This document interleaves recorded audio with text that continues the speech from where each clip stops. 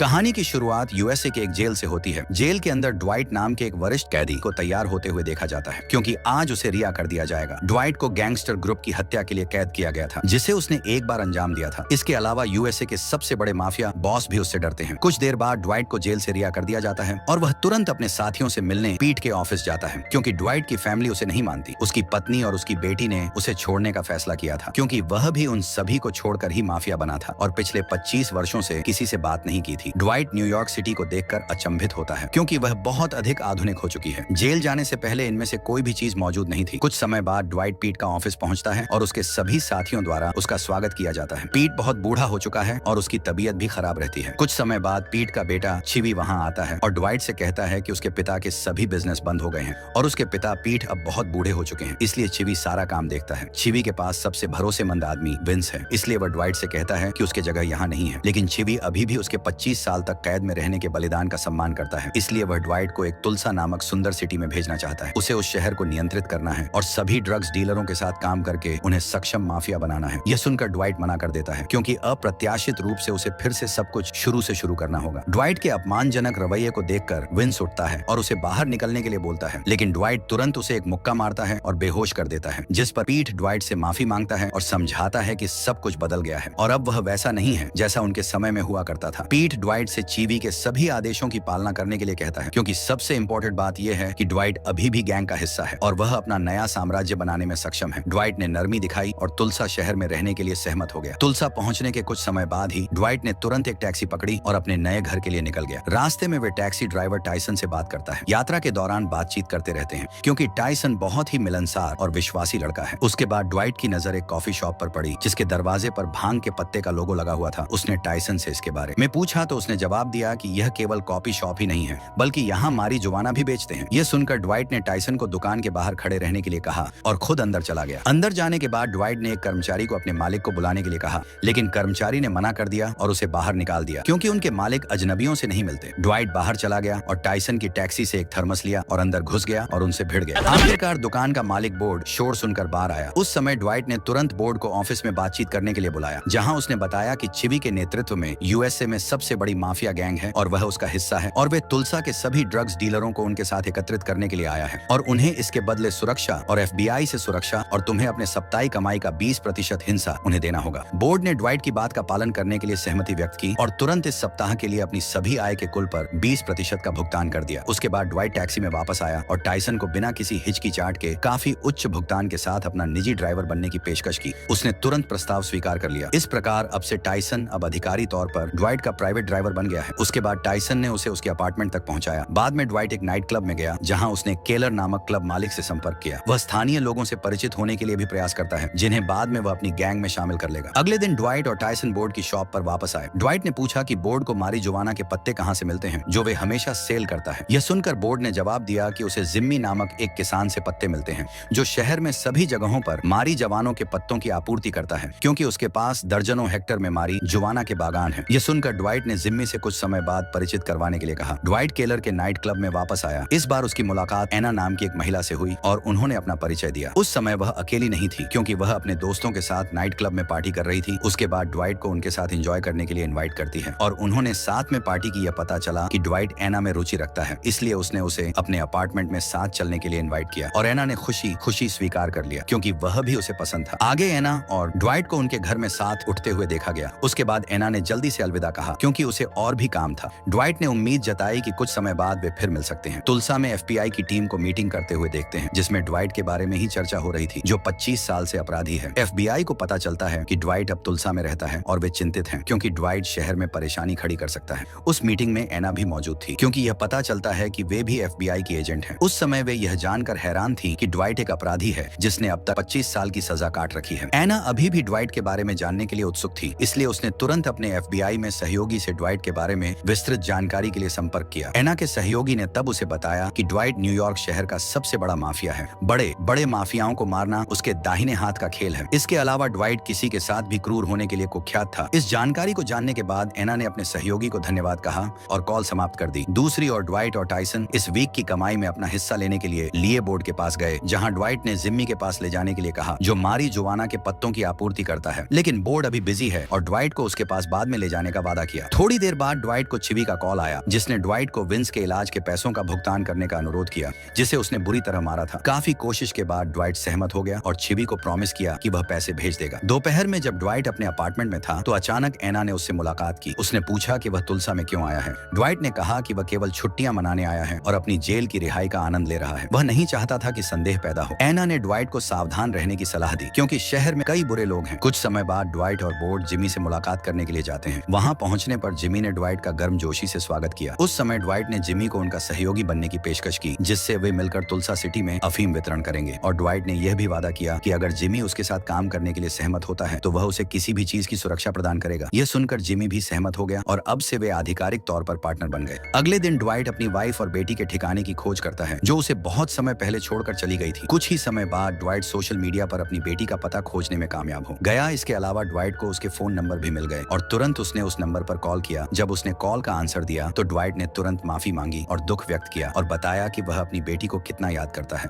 लेकिन उसकी बेटी ने तुरंत कॉल कट कर दिया, क्योंकि उसे पता चल चुका था कि उसके पिता का ही कॉल है। उस समय ड्वाइट केवल चुप रह सकता था। उसे बहुत बुरा भी लगा, क्योंकि उसकी बेटी अब से उसे देखना या सुनना भी नहीं चाहती। दूसरी ओर एना और अन्य FBI टीम एक आदमी को अरेस्ट करने के लिए आई है, जो एक आतंकवादी है। उसके घर को घेरने के बाद FBI कर्मचारी ने वादा किया कि अगर वे आत्मसमर्पण करता है तो वे उसकी सजा कम कर देंगे। लेकिन आतंकवादी ने बाहर आने से इनकार कर दिया और बाहर आने की बजाय घर के साथ अपने आप को भी बम से उड़ा लिया, जिससे आतंकवादी विस्फोट में मारा गया। दूसरी ओर ड्वाइट और टाइसन उस समय बोर्ड की कॉपी शॉप से पैसा लेने के लिए आए हैं, क्योंकि उस दुकान में असामान्य रूप से भीड़ थी। फिर ड्वाइट बोर्ड से मिलने के लिए ऑफिस में गया और पूछा कि इस भीड़ का राज क्या है। बोर्ड ने बताया कि यह लोग नाइट्रस ऑक्साइड गैस से बनी एक दवा के एक नए प्रकार की नशीली पार्टी का मेजबानी कर रहे हैं, क्योंकि इसे गुब्बारे का उपयोग करके नशा सांस में लिया जाता है, जिससे पुलिस को बिल्कुल भी संदेह नहीं होता। ये जानने के बाद ड्वाइट के मन में अधिक पैसे कमाने का आइडिया आया, इसीलिए वे इसी उत्पाद को नाइट क्लब में बेचेगा। उसने यह भी वादा किया कि वो उत्पाद खरीदने के पैसे भी खुद देगा और प्रॉफिट समान रूप में विभाजित होगा। अंत बोर्ड ने ड्वाइट के प्रस्ताव को स्वीकार कर लिया। हालांकि उन्हें यह काम करने से पहले पूरी प्लानिंग बनानी होगी। उसी रात ड्वाइट केलर के नाइट क्लब में गया और केलर को भी इस नए उत्पाद को बेचने में शामिल होने के लिए मनाया। आगामी नाइट क्लब में ड्रग्स वेरिएंट केलर को दुगुना भुगतान करने के लिए पेशकश की। केलर ने तुरंत ड्वाइट के प्रस्ताव को स्वीकार कर लिया। अगले दिन ड्वाइट ने अपना ड्राइविंग लाइसेंस बनाने के लिए ड्राइविंग टेस्ट देने गया, लेकिन जब वह ड्राइविंग टेस्ट दे रहा था तभी अचानक एक अज्ञात कार में बैठे व्यक्ति ने उस पर हमला किया, जिससे प्रशिक्षण लेने वाले को चोट लगी। इसके बावजूद भी ड्वाइट ने उसका पीछा किया। दुर्भाग्य से शूटर भागने में सफल रहा। पीछा करने के तुरंत बाद ड्वाइट को हाल ही की घटना के बारे में पूछताछ करने के लिए पुलिस स्टेशन ले जाया गया, क्योंकि पुलिस को संदेह था कि ड्वाइट फिर से परेशानी पैदा कर रहा है, क्योंकि वह और पीट पहले से ही न्यूयॉर्क में बहुत बड़े गैंगस्टर रह चुके हैं। लेकिन ड्वाइट ने कसम खाई कि उसने कुछ गलत नहीं किया है और वह इस घटना में पीड़ित था। लेकिन पुलिस ने आसानी से उसकी बात नहीं मानी और कुछ समय के लिए पूछताछ जारी रखी। बाद में एना ड्वाइट से मिलने गई। ड्वाइट यह जानकर हैरान रह गया कि वे FBI के एजेंट हैं। हालांकि एना ने ड्वाइट को शांत रहने के लिए कहा, क्योंकि वह उसे मुक्त कराने के लिए वहां थी। अंततः उसकी मदद से ड्वाइट को कत सता के एक इशारे के रूप में रिहा कर दिया गया। ड्वाइट ने फिर एना को रात के खाने के लिए आमंत्रित किया। रात के खाने के बाद ड्वाइट ने एना को अपने अतीत के बारे में बताया, जिसमें एक पूर्व अपराधी होना और पीठ के खास आदमी होने के बारे में बताया। यह जानकर केवल एना मुस्कुराई, क्योंकि वह यह सब पहले से ही जानती है। उसके बाद ड्वाइट ने एना को अपने अपार्टमेंट में वापस बुलाया और अतरंग के पल्लू का आनंद लिया। अगले दिन ड्वाइट ने चिबी से संपर्क किया और उसे कल हुए हमले के बारे में बताया। उसे संदेह था कि हमलावर विंस का आदमी था, जो बदला लेना चाहता है। हालांकि चिबी ने कहा कि विंस कभी भी ऐसा नहीं करेगा। यह वह विश्वास के साथ कह सकता है। उसके बाद ड्वाइट ड्राइविंग प्रशिक्षक से मिलने के लिए हॉस्पिटल गया, जो हादसे के टाइम घायल हो गया था, ताकि यह पुष्टि हो सके कि कोई उसका दुश्मन तो नहीं है जो उसे मारने के लिए आया था। ड्वाइट ने तुरंत प्रशिक्षक को पैसे से भरा एक लिफाफा दिया और उसे उस कार के मालिक का पता लगाने के लिए कहा, जिससे उन पर हमला हुआ था। हालांकि प्रशिक्षक के घाव अभी भी पूरी तरह ठीक नहीं हुए, लेकिन पैसों के लालच से वह उसका पता लगाने के लिए सहमत हो गया और कुछ समय बाद परिणाम उपलब्ध होने पर ड्वाइट से संपर्क करेगा। थोड़ी देर बाद उसने कार का पता लगाकर यह जानकारी ड्वाइट को दे दी। इसे ड्वाइट और टायसन तुरंत उस पते पर चले गए। हालांकि पहुंचने पर ड्वाइट को केवल कार आधी जली हुई मिली और काफी खोजने के बाद उन्हें एक खेत का लोगो और उसके साथ उसका पता लिखा हुआ मिला।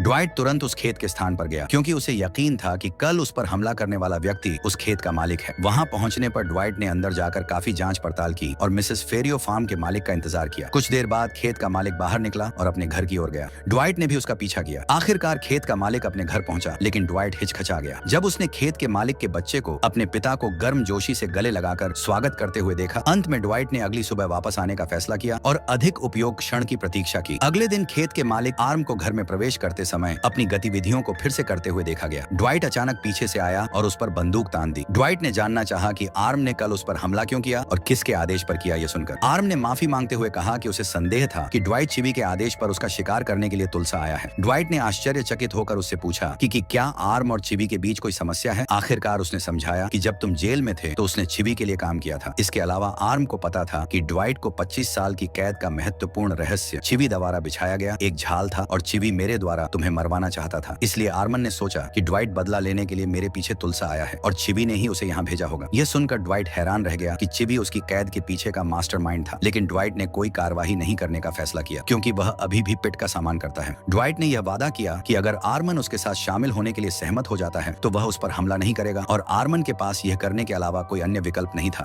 इसलिए उसने ड्वाइट के अनुरोध पर सहमति जताई। उस रात ड्वाइट ने जो ड्रग्स का नया संस्करण ऑर्डर किया था वह बोर्ड की कॉफी शॉप पर आ गया है। उसके बाद ड्वाइट ने तुरंत टाइसन और बोर्ड को निर्देश दिया कि वह उन्हें नाइट क्लब में बेच दे। टाइसन और बोर्ड ने तुरंत उत्पाद के नए संस्करण को बेचना शुरू कर दिया। जब अच्छा प्रॉफिट हो रहा था तो अचानक स्थानीय गैंगस्टर के एक समूह ने उन पर हमला बोल दिया और सारा माल भी जब्त कर लिया। उसके बाद बोर्ड और टाइसन ने हाल ही की घटना की सूचना ड्वाइट को दी, जो उस समय केलर के बार में था। यह सुनकर ड्वाइट क्रोधित हो जाता है और उसने केलर को इस बारे में बताया और उसका साथ मांगा। केलर ने भी उसके सहयोगी के रूप में सहमति जताई। उसी समय ड्वाइट ने आर्मन से कांटेक्ट किया और उसे अगली रात गैंगस्टर पर हमला करने के लिए आमंत्रित किया। अगले दिन टाइसन का इलाज उसकी मां द्वारा किया जा रहा है। उसके पिता, जिसका नाम मार्क था, उन्होंने देखा कि ये निशान नाखून के हैं। फिर उन्होंने टाइसन से पूछा कि उसे किसने पीटा है, जिस पर टाइसन ने जवाब दिया कि उस पर संगीत समारोह में गैंगस्टरों के एक समूह ने हमला किया था, लेकिन उसने अपने पिता को आश्वस्त किया कि वह अपने मालिक ड्वाइट के साथ आज रात जवाबी कार्रवाई करेगा। रात में ड्वाइट और केलर स्थानीय गैंगस्टर के ग्रुप से बदला लेने के लिए दूसरों के आने का इंतजार करते हुए दिखाया जाता है। कुछ ही देर बाद टाइसन और आर्मन के आने के बाद वहां जाने का फैसला किया। तभी मार्क भी वहां आ जाता है और उसने भी उनका साथ देने की इच्छा व्यक्त की जिन्होंने टाइसन को नुकसान पहुंचाया था। यह सुनकर ड्वाइट ने नाइट क्लब स्थल पर पहुंचकर मार्क की भागीदारी को स्वीकार कर लिया। ड्वाइट ने तुरंत अपने आदमियों को बेसबॉल के बल्ले दिए। ड्वाइट और उसके आदमियों ने गैंगस्टर मुख्यालय पर धावा बोला।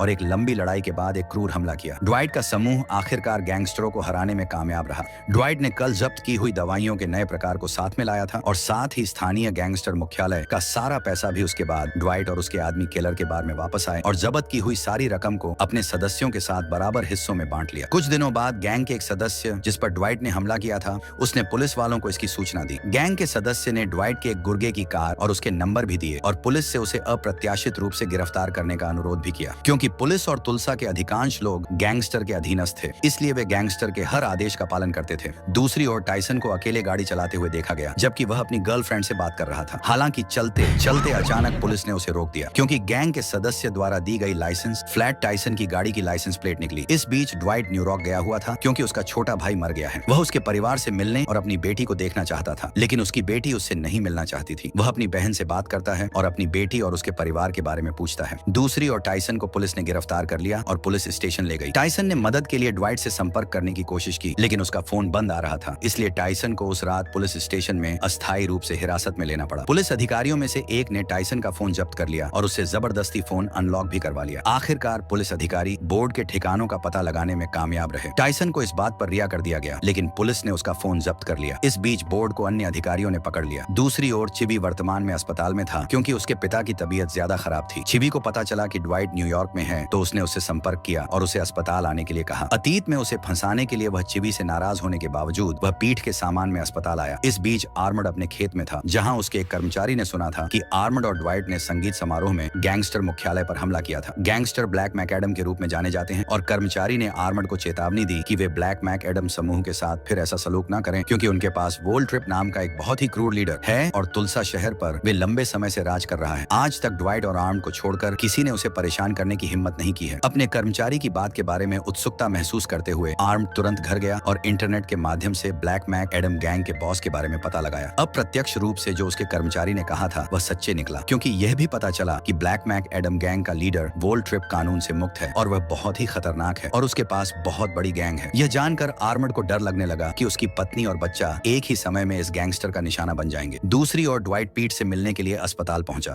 वहां विंस ने उसका गर्मजोशी से स्वागत किया और वे लगभग लड़ने मिलने के लिए तैयार हो गए। सौभाग्य से चिवी बीच में आ गया और तुरंत ड्वाइट को साथ चलने के लिए कहा, लेकिन पीट गहरी नींद में सो रहा था, इसलिए ड्वाइट को अगले दिन आने के लिए कहा। इस बीच बोर्ड, जिसे पहले पुलिस ने गिरफ्तार किया था, उसे अब वोल्ट ट्रिप को सौंप दिया गया और फिर उसे धमकी दी गई कि अगर उसने ड्वाइट के बारे में जानकारी नहीं दी तो वह उसे मार देगा। उसने बताया कि ड्वाइट को तुलसा में न्यूयॉर्क के माफिया बॉस चिवी ने भेजा है। यह सुनकर वोल्ट ट्रिप डर गया। उसने बताया कि उसका उद्देश्य तुलसा पर कब्जा करना है और सिटी में हर डीलर से टैक्स वसूलना है। यह सुनकर वोल्ट ट्रिप ने बोर्ड से वादा किया कि वह ऐसा कभी नहीं होने देगा, क्योंकि तुलसा पर शासन करने वाला एकमात्र व्यक्ति वह खुद है। इसके बाद वोल्ट ट्रिप ने 2 भ्रष्ट पुलिस अधिकारियों को आदेश दिया जो उसके आदमी थे कि बोर्ड को घर ले जाएं, क्योंकि अब उसे ड्वाइट के पास पहुंचने की जरूरत नहीं है। उस समय ड्वाइट न्यूयॉर्क में अपनी बेटी से मिलने जाता है, जिसकी फूलों की दुकान है। वह उससे पूछता है कि जो हुआ उससे आगे बढ़ने का कोई रास्ता है। वह कहती है कि नहीं, और उसने उसे और उसकी माँ के लिए कुछ भी नहीं छोड़ने के लिए डांटा, न क्रेडिट कार्ड न कार, बिल्कुल भी नहीं। ड्वाइट कहता है कि उसने सुनिश्चित किया था कि उसके पुराने दल ने उसकी और उसके माँ के दोनों की रक्षा और सारी आवश्यक चीजों की पूर्ति की शर्तें मानी थी। ये सुनकर टीना भावुक हो जाती है और व्यंग्यात्मक रूप से कहने लगती है कि यह बहुत अच्छा काम कर गए आप। वह पंकज नाम के आदमी के बारे में बात करना शुरू करती है और गलती से कहती है कि चलो बस एक रात को मैंने कठिन तरीके से सीखा कि उसे वहाँ क्यों बुलाया जाता है। इतना बोलकर वह रुक जाती है, लेकिन ड्वाइट आगे बोलने के लिए कहता है, परंतु वह डर जाती है। वह आगे बोलने के लिए मना कर देती है और अपने पिता से प्रॉमिस मांगती है कि वह कुछ भी गलत नहीं करेगा। उसकी बेटी की बात सुनकर वह कोई हंगामा नहीं करने के लिए वह सहमत तो हो जाता है, लेकिन तुरंत हॉस्पिटल जाता है और देखता है कि वह लोग वहाँ मौजूद नहीं है। इसलिए वह पीट के कमरे में चला जाता है और पीट को अपने मृत भाई की तस्वीर देता है और उसे बताता है कि परिवार सब कुछ है। वह पूछता है कि क्या पीट जानता था। पीट भ्रमित होकर देखता है। ड्वाइट फिर से पूछता है और गुस्से से उठता है और उसे बताता है कि उसे उसके परिवार की रक्षा करनी थी। उसने उनके लिए वहाँ रहने का वादा किया था, लेकिन इसके बजाय उसने किसी और को भेज दिया। ऐसा कहकर वह हॉस्पिटल से निकल गया और वहाँ जाता है जहाँ बाकी आदमी ताश खेल रहे हैं। वह पंकज को देखता है और उसे मारना शुरू कर देता है। फिर उसका सिर टेबल पर मारता है और फरस पर घसीट है। मेरी बेटी, क्या उसे कहाँ जा रहे हो? तभी चिवी उससे पूछता है कि तुम कहाँ जा रहे हो। वह उसकी तरफ देखता है और पंकज के चेहरे पर अपना बूट मारता है और उसकी हत्या कर देता है और गुस्से में बाहर निकलता है। दूसरी ओर अस्तबल में एक आदमी को अपने खलियान के अंदर देखते हैं कि उसका घोड़ा पायलट एक बार फिर गायब है और एक बार फिर दुनिया की परवाह किए बिना तुलसा की सड़कों पर दौड़ रहा है। एटीएफ में स्टेसी और उसके साथी का एक जासूस है। वोल्ट के दल में शहर में घूम रहे एक नए माफिया के बारे में जानकारी है, लेकिन स्टेसी तुरंत उसे बाइकर गिरोह के बारे में बात पर वापस लाने की कोशिश करती है, लेकिन उसका साथी उसी के बारे में बताने के लिए बोलता है। वह कहती है कि उसका नाम ड्वाइट है और सारी डिटेल देती है। स्टेसी का साथी यह सब जानकर FBI को रिपोर्ट करने जाता है। पीट अपने बेटे चिवी पर ड्वाइट की बेटी टीना पर हमला करने से पंकज को रोकने में विफल रहने के लिए क्रोधित होता है। इससे चिवी ने कहा कि ड्वाइट अब नियंत्रण से बाहर है और अब उसे और उसकी बेटी को दोनों को मरना होगा। यह सुनकर पीट उसे जोरदार थप्पड़ जड़ता है, जिससे वह शर्मिंदा होता है। उसके पिता कहते हैं कि ड्वाइट को कोई भी नहीं मार सकता। दूसरी ओर ड्वाइट टीना की शॉप पर वापस जाता है और उसे बताता है कि उसने पंकज को मार दिया है। टीना सदमे में है और विश्वास नहीं कर पा रही है। फिर उसने पूछा कि क्या आपने यह किया है। ड्वाइट उसे बताता है कि हर खेल में सीमाएं होती है और पंकज ने उन्हें पार कर दिया था। टीना ड्वाइट से कहती है कि आपन मेरी जिंदगी बर्बाद कर दी है। वह उससे कहता है कि कोई भी उसके पीछे नहीं आएगा, केवल वही खतरे में है। ड्वाइट तुलसा वापस लौटता है और टाइसन को देखता है। उसका पहला क्वेश्चन ये होता है कि कार को क्या हुआ है। टाइसन ने उसे बताया कि ड्वाइट के चले जाने के बाद उसके साथ क्या हुआ और उसे जेल में भी बंद कर दिया गया था। बाद में वे बोर्ड के स्टोर पर जाते हैं। वे एक संकेत देते हैं कि उसका बॉस दोनों क्रू के बीच यह नाटक सुलझाना चाहता है। आर्मंड उसकी ओर देखता है और कहता है कि वह संदेश पहुंचा देगा और इससे ज्यादा कोई वादा नहीं कर सकता। इधर ड्वाइट आखिरकार अपने होम बेस में पहुंच जाता है और अंदर चला जाता है। वह मिच को देखकर बहुत खुश होता है और उससे पूछता है कि आखिर क्या हुआ। जब उसने बताया कि वह नहीं जानता क्योंकि वह न्यूयॉर्क में था, मिच उसे बताता है कि बाइक वालों ने बोगी और टाइसन के साथ क्या किया। थोड़ी देर बाद ड्वाइट टीना को कॉल करता है, लेकिन वह उससे बात नहीं करती। फिर वह पिट के साथ काम करने वाले आदमी को फोन करता है और वह कहता है कि सब कुछ शांत हो जाए। इसलिए ड्वाइट उसे तुलसा आने के लिए इन्वाइट करता है और उससे मिलने के लिए कहता है। आदमी पीठ से पूछकर बताने को कहता है। दूसरी ओर बोर्ड को पूरे सप्ताह तनावपूर्ण निकालने के बाद व्यायाम करते हुए देखते हैं। फिर वे दरवाजे पर आवाज सुनता है और FBI एजेंटों को देखता है जो उससे बात करना चाहते हैं। बाद में FBI की टीम को उसकी दुकान पर छापा मारते हुए देखा जाता है, लेकिन उन्हें मारी जोना पते या पैसे नहीं मिलते। फिर उन्हें तिजोरी का पता चलता है। फिर न्यूयॉर्क में उनकी बैठक होती है जिसमें ड्वाइट के प्रस्ताव के बारे में बताते हैं। छवि का मानना है कि एक साजिश है, लेकिन पीट ने एक बार फिर उसे चुप रहने के लिए कहा और उससे मिलने के प्रस्ताव को अच्छा विचार बताया। उसी समय ड्वाइट ने वोल्ट ट्रिप के साथ बैठक की। यह वैसा ही है जैसा आप सोच रहे होंगे। ड्वाइट उसे डांटता है और उसे बताता है कि उनके साथ मिच होने के कारण कोई बातचीत नहीं होगी। वे घर वापस चले जाते हैं और रात को खाना खाते हैं। जब आर्मंड दरवाजे की ओर इशारा करता है तो वे पीछे मुड़ते हैं और बोर्ड को देखते हैं।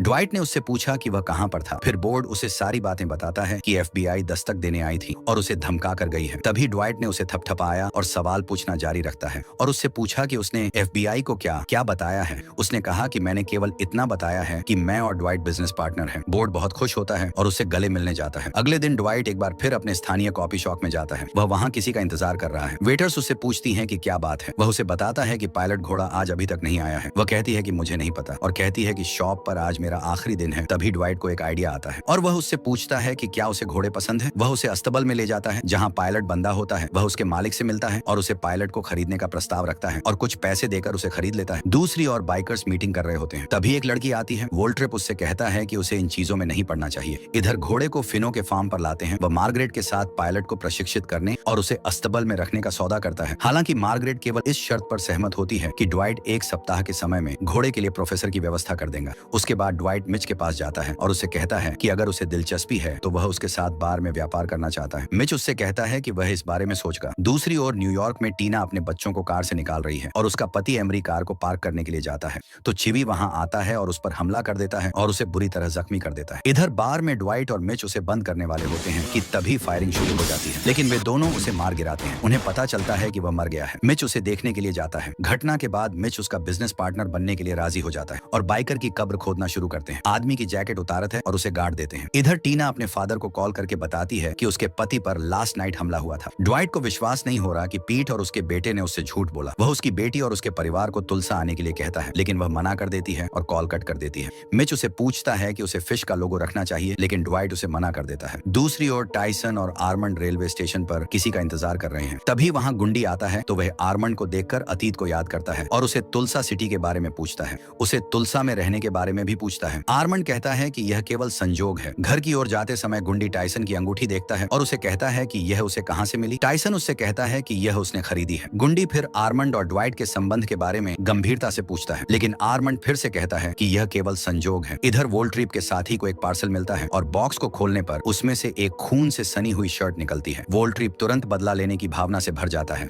और पाई की प्रेमिका रॉक्सी को झटका लगता है। वह रोने लगती है और थोड़ी देर बाद वह स्टेसी से मिलती है और ATF संस्था को छोड़ने के लिए कहती है, लेकिन स्टेसी रॉक्सी को समझाने की कोशिश करती है और उसे वोल्ट्रिप के खिलाफ कोई सबूत लाने के लिए कहती है जिससे वह बाइकर ग्रुप को दोषी ठहराए और वह इससे हमेशा के लिए मुक्त हो जाएगी। तभी रॉक्सी उसे लैपटॉप के बारे में बताती है जिसे वह चुरा कर लाएगी और उसे कल सुबह 10 बजे मिलने के लिए कहती है। बोर्ड और उसके साथी आखिरकार दुकान पर वापस आते हैं और शॉप की सफाई करते हैं। बोर्ड एक गुप्त जगह से एक USB निकालता है और उसे ओपन करता है और अपने आसपास देखता है कि कोई उसे देख तो नहीं रहा है। दूसरी ओर बार में गुंडी और ड्वाइट के आदमी आते हैं और गुंडी स्वागत की उम्मीद करता है, लेकिन ड्वाइट उसे अपनी बेटी और उसके पति पर हमले के लिए चिल्लाया और उन सभी को मारने की धमकी देता है और उसे कहता है कि वे लोग एक कमजोर महिला पर हमला कर रहे हैं। इससे गुंडी डर जाता है और कहता है कि वह इस बारे में कुछ भी नहीं जानता। वह कसम भी खाता है। बाद में गुंडी उस रात चिवी और उसके पिता से बात करता है और उन्हें सारी बातें बताता है कि कैसे ड्वाइट ने यहाँ पर्सनल गैंग बना ली है और वह यहाँ एक इंडियन से माल खरीदता है और सेल करता है और उसके पास कहीं शॉप भी है। तभी चिवी फिर से ड्वाइट की ईमानदारी पर संदेह करता है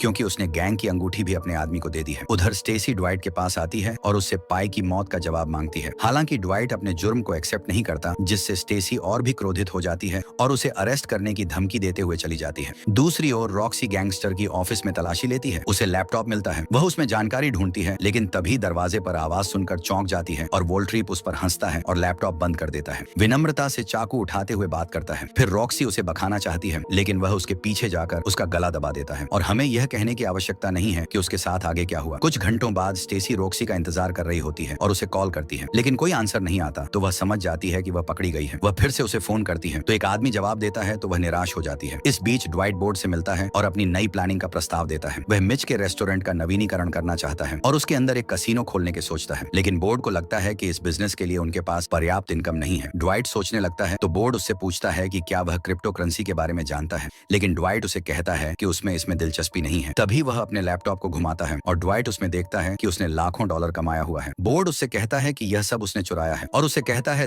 तुम्हें क्या लगता है टुल्सा में सिर्फ तुम ही एक क्रिमिनल हो? दूसरी ओर टीना अपने पति से पूछती है कि क्या वह तुलसा जाना पसंद करेगा। उसका पति मना कर देता है क्योंकि वह उसके गैंगस्टर पिता के पास कभी नहीं जाना चाहता है और उसे गैंगस्टर से खुद बचाने का वादा करता है। दूसरी ओर चिवी अपने अपने पिता को नहला रहा है, लेकिन फिर से ड्वाइट पर बात करना शुरू करता है। इस पर उसके पिता उसे फिर से डांटते हैं, जिससे गुस्सा होकर चिवी ने अपने पिता को पानी में डुबा देता है और खुद को आईने में परिवार के मुखिया के रूप में देखता है। थोड़ी देर बाद सभी लोगों पिट की मौत का पता चलता है, तो सभी लोग उनके सम्मान में वहां आते हैं। दूसरी ओर तुलसा में गुंडी और ड्वाइट दोनों बात कर रहे हैं। गुंडी ने बताया कि पीठ को हार्ट अटैक आया है और उसकी मृत्यु हो गई है और कहता है कि मैं वहां जा रहा हूं, लेकिन ड्वाइट आने से मना कर देता है और कहता है कि उन्हें चाहे कितना भी बुरा लगे, अब चीवी और उसके बीच कोई भी डील नहीं होगी। आगे हम देखते हैं मिस दवारा अपने साथियों को गोली चलाना सिखाया जाता है, लेकिन उनमें से कोई भी परफेक्ट नहीं है। टाइसन की बारी आने पर वो एक गैंगस्टर की तरह बंदूक चलाता है। मिच उसे सही तरीका सिखाता है। इन सभी में से ग्रेश को बंदूक अच्छी तरह चलानी आती है, क्योंकि वह सभी टारगेट बोतल को फोड़ देती है। ड्वाइट प्रभावित होता है और उसकी कौशल की तारीफ करता है। स्टेसी मैक एडम ग्रुप के लीडर ट्रिप का इंतजार कर रही है। जैसे ही वह आता है, वह गुस्से के साथ कार से बाहर निकलती है और उसे रोक्सी के बारे में पूछती है कि उसे कहां दफनाया है, लेकिन वह कहता है कि वह इस नाम की कोई महिला को नहीं जानता। इस बीच ड्वाइट, मिच और बोर्ड ने जिमी से मुलाकात की और एक कसीनो खोलने का विचार रखा। उन्होंने उसे बताया कि उसकी भागीदारी और यह सब ट्रक्स फंड द्वारा छिपाया जाएगा, जिसका मतलब है कि जिमी किसी भी कानूनी समस्याओं से सुरक्षित रहते हुए लाभ प्राप्त करने में सक्षम होगा। ड्वाइट उससे पूछता है कि क्या वह बेड फंसे जैसे कुछ सख्त लोगों की व्यवस्था कर सकता है। दूसरी ओर न्यूयॉर्क में चिक्की ड्वाइट के खिलाफ काम करने की योजना बनाता है, लेकिन एक आदमी उसे मना कर देता है, जिससे चिक्की उसको दीवार की तरफ धक्का मारता है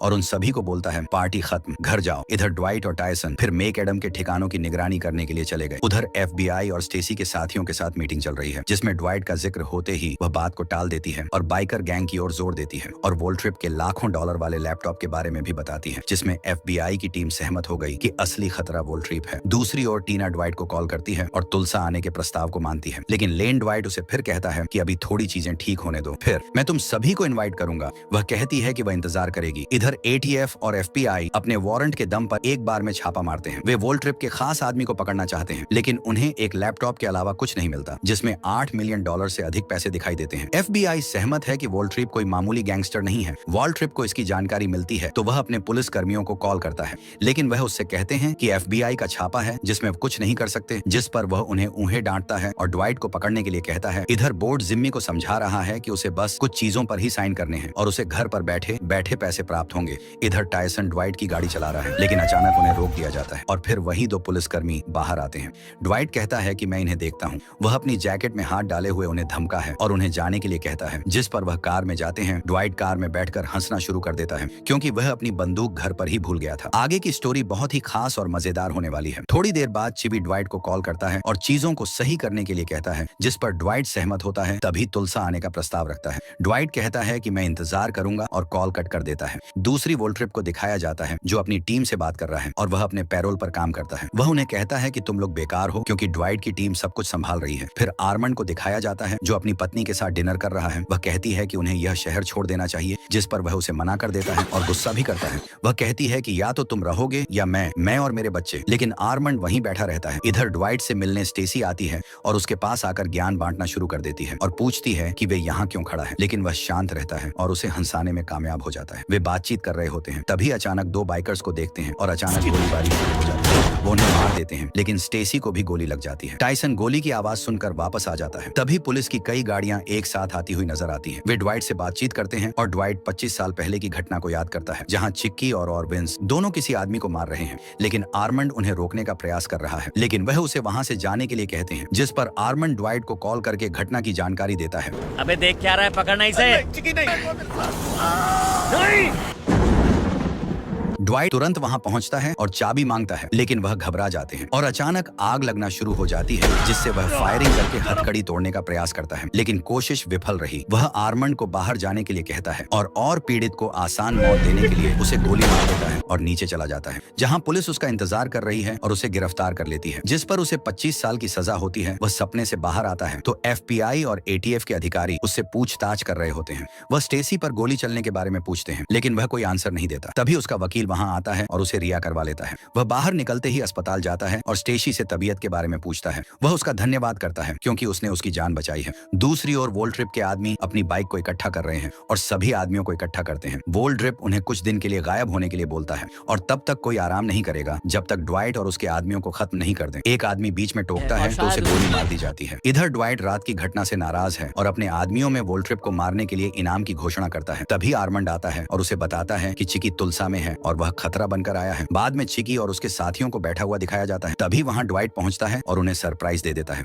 चिकी को पता है ड्वाइट भले ही 75 साल का है, लेकिन उनको एक झटके में मार सकता है। ड्वाइट उन्हें यहाँ से जाने के लिए कहता है, नहीं तो वह अपने आदमियों से उनके टुकड़े टुकड़े करवा देगा। विंस बीच में बोलता है तो ड्वाइट उसे मारने की धमकी देता है और गुंडी को अपने ग्रुप में शामिल कर लेता है। कुछ समय बाद ड्वाइट पूरी गैंग को इकट्ठा करता है और उन्हें 2 ऑप्शन देता है और निर्णय करने के लिए कहता है, आपके पास 2 रास्ते हैं। एक, या तो तुम डर जाओ या फिर हार मान लो और फिर जल जाओ, और दूसरा ये कहो कि भाड़ में जाओ, मैं लड़ूंगा, भाड़ में गया डर, और फिर आगे बढ़ो। वो सभी ड्वाइट का साथ देते हैं। आगे ड्वाइट बोर्ड से पूछता है कि क्या तुम वोल्ट्रिप के लैपटॉप से उसके पैसे निकाल सकते हो, तो वह कोशिश करने के लिए कहता है। बोर्ड अपने हैकिंग कौशल का उपयोग करता है। पुलिस स्टेशन में कर्मचारी पैसे जांच रहे होते हैं, तभी अकाउंट खाली हो जाता है क्योंकि बोर्ड को सफलता मिल गई। यह देखकर वोल्ट्रिप गुस्सा करता है। हॉस्पिटल में स्टेसी को गिफ्ट कार्ड के साथ एक यूएसबी मिलती है। यूएसबी को जांचने पर उसे $1 मिलियन का इनाम मिला। यह देखकर वह हैरान रह गई। दूसरी ओर ड्वाइट और उसके साथी पार्टी कर रहे होते हैं कि तभी बाइक की आवाज सुनाई देती है, जिस पर ड्वाइट उन सभी को अलर्ट करता है। सभी अपना काम संभालते हैं। बाइकर्स गैंग अंदर आती है तो अचानक गोली चलती है। बाद में काउंटर के पीछे से ड्वाइट की गैंग हमला करती है। लगभग बाइकर गैंग मारी जाती है।